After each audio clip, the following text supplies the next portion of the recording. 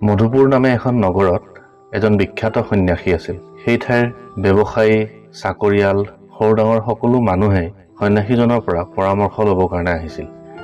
আৰু সেই সকলো মানুহৰ মুখত প্ৰায়ে শুনিবলৈ পোৱা গৈছিল যে তেওঁলোকৰ সফলতাৰ আঁৰত সেই সন্যাসীজনৰ বহুত অৱদান আছে।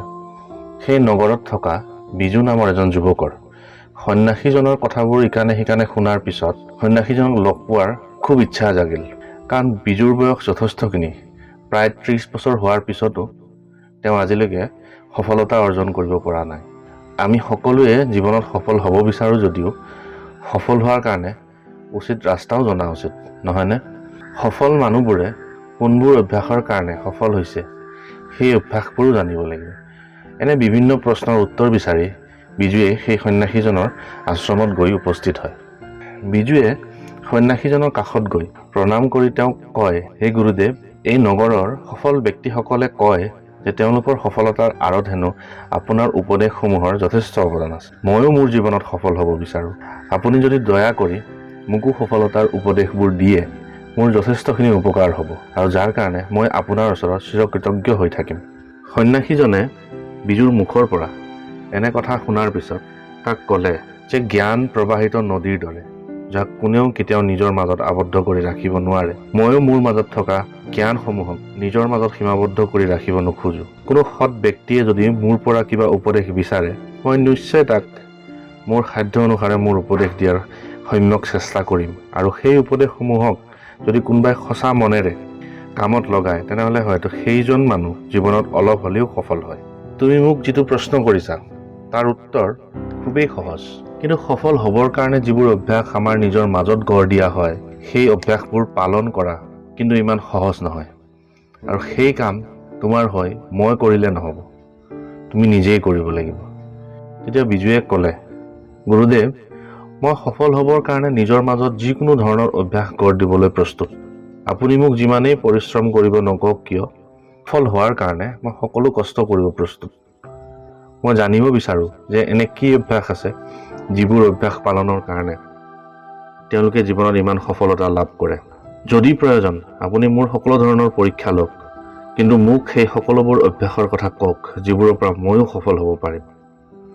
সন্যাসীজনে বিজুক ক'লে, মই সকলোবোৰ অভ্যাসৰ কথাই তোমাক ক'ম, কিন্তু এদিনতে এইবোৰ তোমাক শিকাব নোৱাৰোঁ। এইবোৰৰ কাৰণে তুমি মোৰ আশ্ৰমত কিছুদিন থাকিব লাগিব। এই অভ্যাসবোৰ জানিবৰ বাবে তুমি নিজকে আৰু মোক, আমি দুয়োজনকে অলপ সময় দিব লাগিব। তেতিয়াহে মোৰ কথাবোৰৰ তোমাৰ ওপৰত কিছু প্ৰভাৱ পৰিব। তুমি মোক পৰীক্ষা লোৱাৰ কথা কৈছিলা নহয়, ধৰি লোৱা এইটোৱে তোমাৰ পৰীক্ষা। তোমাক মই জীৱনত 5টা এনে গুৰুত্বপূৰ্ণ অভ্যাসৰ কথা ক'ম যিকেইটাই তোমাক জীৱনত সফল হোৱাত সহায় কৰিব। কিন্তু সেয়া আজি নহয়, তুমি ইয়াতে কিছুদিন থকাৰ পিছত। সন্যাসীজনৰ এনে কথা শুনি বিজুৱে তাত থাকিবলৈ লয়। বিজুৰ কাম আছিলে আশ্ৰমত একেবাৰে সাধাৰণভাৱে জীৱন যাপন কৰা আৰু দিনটোৰ বেছিভাগ সময় ধ্যান সাধনা কৰা। গুৰুদেৱৰ কথা মতেই বিজুৱে কামবোৰ কৰিবলৈ ল'লে। কিন্তু সমস্যা এটা হ'ল, বিজুৰ মন নে ধ্যান সাধনাত বহাব পাৰিলে নে বেলেগ কামত লগাব পাৰিলে। তাৰ মনত সকলো মুহূৰ্ততেই এটা কথাই লাগি থাকিল যে গুৰুদেৱে কোৱা সেই 5টা অভ্যাসৰ কথা তেওঁ কোনদিনা জানিব পাৰিব, আৰু সেইবোৰ অতি সোনকালেই নিজৰ জীৱনত প্ৰয়োগ কৰি সফল হ'ব বিচাৰি আছিল বিজুৱে। কিন্তু আশ্ৰমত থাকি সেইবোৰ একোৱেই হোৱা নাছিল। দিনৰ পিছত দিনবোৰ পাৰ হৈ গৈয়ে আছিলে, কিন্তু গুৰুদেৱে বিজুক সেইবোৰ অভ্যাসৰ কথা একোৱেই কোৱা নাছিল। এনেদৰে যিমানেই দিন পাৰ হৈ আছিল বিজুৰ ধৈৰ্যৰ বান্ধ ছিগি আছিল। আৰু 7 দিন পাৰ হোৱাৰ পিছত সি ধৈৰ্য ধৰিব নোৱাৰি সন্যাসীজনৰ কাষত উপস্থিত হৈ ক'ব ধৰিলে যে গুৰুদেৱ, মই ইয়াতে ধ্যান সাধনা শিকিব অহা নাছিলোঁ। ধ্যানেই যদি কৰিবলগীয়া আছিল সেয়া দেখোন মই মোৰ ঘৰতেই কৰিব পাৰিলোহেঁতেন। মই ইয়াতে আপোনাৰ পৰা সফলতাৰ নিয়মবোৰহে শিকিব আহিছিলোঁ। মই সেই অভ্যাসবোৰৰ কথা জানিব আহিছিলোঁ যিবোৰ অভ্যাস সফল মানুহৰ মাজত থাকে, কিন্তু ইয়াতে থাকি সেইবোৰৰ বিষয়ে মই একোৱেই জানিব পৰা নাই। বিজুৰ এনে কথা শুনি সন্যাসীজনে বিজুক ক'লে যে তুমি যে এই 7 দিন ধৈৰ্য সহকাৰে ধ্যান সাধনাই কৰিব নোৱাৰিলা, ইয়াৰ অৰ্থ হ'ল তোমাৰ ধৈৰ্য শক্তি বহুত কম, তুমি মানুহজন বহুত অস্থিৰ মনৰ। এই ধৈৰ্য আৰু স্থিৰতা সফল মানুহসকলৰ মাজত থকা এটা ডাঙৰ অভ্যাস। প্ৰথম দিনাই যদি মই তোমাক এইখিনি কথা কৈ দিলোঁ হয়, তুমি মোৰ কথাৰ তাৎপৰ্যই বুজিব নোৱাৰিলা হয়। এটা কথা মনত ৰাখিবা, সফল মানুহবোৰে যিকোনো পৰিস্থিতিতেই শান্ত হৈ ধৈৰ্য ধৰি থাকিব পাৰে। নিজৰ মাজত সংযম ৰাখিব জানে। তেওঁলোকে অধৈৰ্য হৈ কোনো বস্তুৱে মাজ পথত এৰি নিদিয়ে। তেওঁলোকে জানে যে অধৈৰ্য আৰু অস্থিৰ হ'লে তেওঁলোকে অজানিতে কিছুমান ভুল সিদ্ধান্ত ল'ব পাৰে। সেইকাৰণে পৰিস্থিতি যিয়েই নহওক কিয় তেওঁলোকে সদায় শান্তভাৱেই থাকে। তুমিও যদি সফল হ'ব বিচৰা তেন্তে নিজৰ মাজত ধৈৰ্য আৰু স্থিৰতাৰ অভ্যাস গঢ়ি তোলা। এইবাৰ তোমাক মই বাকী থকা 4টা অভ্যাসৰ বিষয়ে ক'ম, যিয়ে তোমাক সফল হোৱাত সহায় কৰিব। দ্বিতীয় অভ্যাসটো হ'ল সময় অবাবত নষ্ট নকৰিবা। তুমি যদি সময়ৰ সঠিক ব্যৱহাৰ শিকিব পাৰিছা তেন্তে ধন সম্পত্তি, টকা পইচা, সফলতা তোমাৰ কাষত আহি থিয় হ'ব। সাধাৰণ মানুহে সময় কটাব বা নষ্ট কৰিব জানে, আৰু সফল মানুহে সদায় নিজৰ সময়ক বচাই চলে। সাধাৰণ মানুহে যেনেকৈ সকলোবোৰ কাম নিজেই কৰিব বিচাৰে আৰু সময়বোৰ নষ্ট হয়, সফল মানুহবোৰে পোনপ্ৰথমে নিজৰ কামৰ এখন ৰুটিন প্ৰস্তুত কৰি কোনটো কাম তেওঁলোকৰ কাৰণে গুৰুত্বপূৰ্ণ সেইবোৰ কাম কৰি অপ্ৰাসংগিক কামবোৰ তেওঁলোকে এৰাই চলে। সকলো কামেই তেওঁলোকে অকলে কৰিব নোখোজে। সফল লোকসকল ভালকেই জানে যে আমাৰ হাতত 24 ঘণ্টাৰ বেছি সময় নাই, আৰু এই 24 ঘণ্টাক যিজনে যেনেকৈ কামত লগাব পাৰিব তাৰ সেই সময়ৰ মূল্য সিমানেই বাঢ়ি যাব।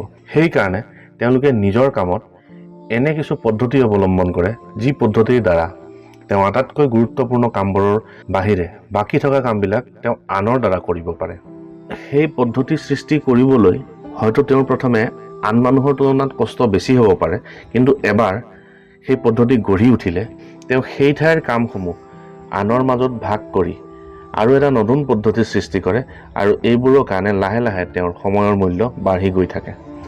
ডাঙৰ ব্যৱসায়ীয়ে হওক বা উচ্চ পদত চাকৰি কৰা চাকৰিয়ালেই হওক, প্ৰত্যেকৰ মাজত তুমি এই গুণটো দেখিবলৈ পাবা। তুমিও তোমাৰ জীৱনত এইটো অভ্যাস গঢ়ি তোলা। তুমি চাবা তোমাৰো সময়ৰ মূল্য লাহে লাহে বাঢ়ি গৈ আছে। তাৰ পিছত তুমি সফলতাৰ পিছত দৌৰিব নালাগে, সফলতা নিজেই তোমাৰ হাতত আহি ধৰা দিব। ইয়াৰ পিছত তোমাক তৃতীয়টো অভ্যাসৰ কথা কৈ আছোঁ, যিটো বহুত গুৰুত্বপূৰ্ণ। এইটো হ'ল সফল মানুহবোৰ দূৰদৃষ্টি সম্পন্ন হয়। তেওঁলোক অকল আজিৰ কথাই চিন্তা কৰি জীয়াই নাথাকে। তেওঁলোকে আজিৰ পৰা 5 বছৰ, 10 বছৰ, 15 বছৰ আগৰ কাৰণেও আজিৰ পৰাই পৰিকল্পনা বনোৱা আৰম্ভ কৰে। কাৰণ তেওঁলোকে জানে যে পৰিকল্পনা নোহোৱাকৈ কোনো কামতেই সফল হোৱা অসম্ভৱ। আজি লোৱা সিদ্ধান্ত এটাৰ কাৰণে কালি গৈ তেওঁলোকৰ জীৱনত ভৱিষ্যত কি কি হ'ব পাৰে তাৰ বিচাৰ বিবেচনা তেওঁলোকে আজিয়েই কৰি লয়।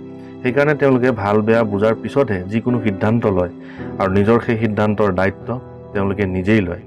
বেলেগ কাকো ইয়াৰ কাৰণে জগৰীয়া নকৰে। তেওঁলোক আজিৰ পৰা 10 বছৰ পিছত পৃথিৱীত কি কি পৰিৱৰ্তন আহিব পাৰে তাৰ ধাৰণা তেওঁলোকে আজিয়েই কৰিব পাৰে, আৰু এনে দূৰদৃষ্টিৰ কাৰণে তেওঁলোকে সমাজৰ বেলেগ বেলেগ মানুহৰ পৰা যিকোনো ক্ষেত্ৰতেই আগুৱাই থাকে। এনে দূৰদৰ্শিতা তেওঁলোকৰ ভিতৰত আহে বিভিন্ন কিতাপ পঢ়ি, পৰিস্থিতিৰ পৰা শিকি, আৰু বিভিন্ন ঠাইৰ পৰা জ্ঞান আহৰণ কৰি। কাৰণ তেওঁলোকে সদায় নতুন কথা শিকাৰ মানসিকতা লৈ ফুৰে আৰু জ্ঞান আহৰণ কৰি ভাল পায়। কাৰণ তেওঁলোকে জানে যে আজি শিকা যিকোনো কথাই ভৱিষ্যতে তেওঁলোকক অধিক সহায় কৰিব, আৰু তেওঁলোকে আৰু বেছি দূৰদৰ্শী হ'ব পাৰিব।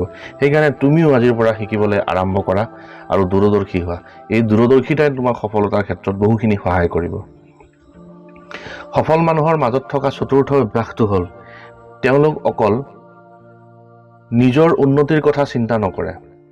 তেওঁলোকে মানুহৰ বা সমাজৰ বিভিন্ন সমস্যাসমূহৰ সমাধানৰ জৰিয়তেহে নিজৰ উন্নতিৰ কথা চিন্তা কৰে। তেওঁলোকে এনে কামবোৰ সদায় কৰিবলৈ চেষ্টা কৰে যিবোৰ বৃহৎ সংখ্যক মানুহৰ ডাঙৰ সমস্যা সমাধান কৰিব পাৰে।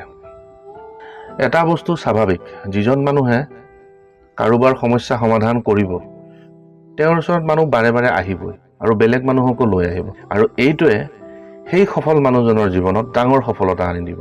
সেইকাৰণে এনে কিছুমান কাম কৰিবলৈ চেষ্টা কৰা যি কামে আনৰ ডাঙৰ কিবা সমস্যাৰ সমাধান দিব পাৰিব।